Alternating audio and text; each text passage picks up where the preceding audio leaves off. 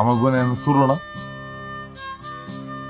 তুই তো বড় হয়েছিস, সংসারের দায়িত্ব তো তোর নেওয়া উচিত নাকি? আম্মা আমি কই কি, তুমি তো নানা বাড়ির থেকে অনেকগুলো জমি পেয়েছো, ওই জমিগুলো তুমি আমার দিয়ে দাও, আমি জমিগুলো বিক্রি করে একটা সুন্দর ব্যবসা শুরু করি। কি আছে? আমরা প্রতিদিন মাংস খাবো। হ্যাঁ জমিনগুলো তো আমার নাকি? ওই জমিনগুলো আছে দেখি তো নাড়াচাড়া করে দুইটা খাওয়ানে জোগাড় করতে পারতেছি। আম্মা তুমি কিন্তু আমার বাপ ডাকো, বাপ যেহেতু ডাকো তাহলে জমিগুলো আমার দিতেই পারো। আইসে আমার বাপ সামাদে। আইসে তোমার বাপ দিয়া দেও। ভাই তুই চুপ থাক, তুই এগুলো কি বুঝিস? হ্যাঁ একই খাওয়ান, প্রতিদিনই খাও।